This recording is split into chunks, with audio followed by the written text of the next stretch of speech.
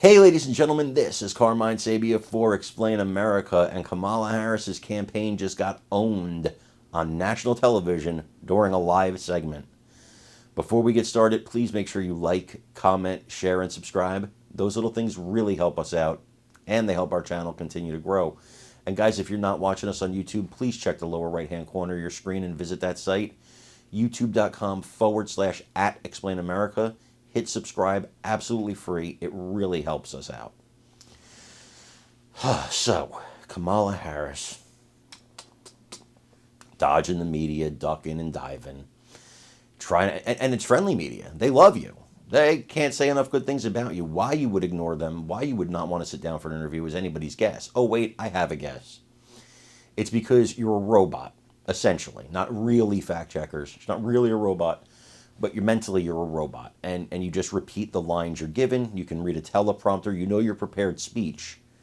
But when it comes to actually answering questions, well, we've heard that for 3.5 years. You sound ridiculous. You sound absolutely ridiculous. You can't form coherent English sentences without laughing. And, of course, laughing, when somebody's laughing when they're talking, it's because they don't know what they're talking about. That's a sign of that, really. It's a sign that they have no idea what they're talking about, and they're laughing and they're giggling to try and distract from the fact that they're not saying anything. And she says a lot of nothing when she speaks. She can recite one-liners. I know Donald Trump's type. All of a sudden, she's got a southern accent. All those things, she can do that. But giving a press conference and actually answering questions from the press, not going to happen. At least not until it's convenient for her. Maybe she knows the questions in advance.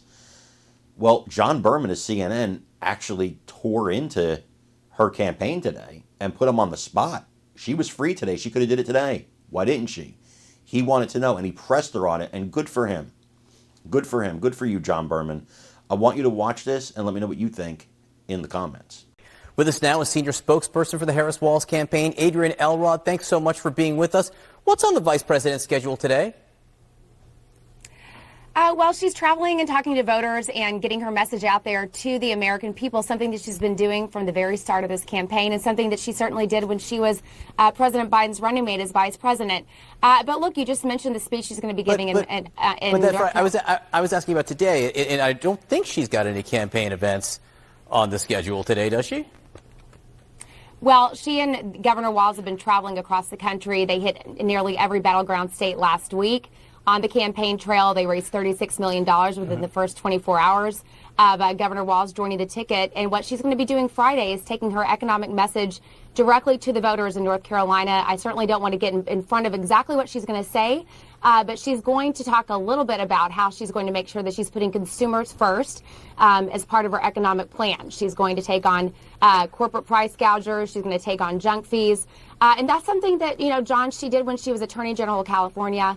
Something she continued to do as the United States Senator of California. So she's going to be taking that message out to voters, and I look forward to seeing more of what she's going to say on Friday. I think we all do, and I'll ask you more about that in just a second. The reason I was asking about today is because it seems like she has time, if she wanted, to do an interview with a member of the media or do a news conference, correct? There does appear to be that time if she wanted. Well, look, she has said on the campaign trail that she would be doing an interview at some point. She said that, I think, last week during a rope line or when she was talking to reporters. But look, what is important here, John, is that she is taking her message directly to the American people. She hit a number of battleground states. I think we had 15,000 people in Detroit last week, 12 to 13,000 in Nevada. She's been taking her message to the voters and drawing large crowds. So she's actually having those direct conversations. But not today. All I'm saying is not today. She could do an interview today, I would think, because she's not out there today. Well, look, she's taking her message directly to voters, and just because she doesn't have an interview schedule on her public schedule doesn't mean that she's not taking her message directly to voters about how she's going to improve their lives, how she's going to protect their economic freedoms, how she's going to expand their rights as Americans, in contrast to Trump and J.D. Vance, who simply want to enact the Project 2025 agenda, which would just set America back dramatically.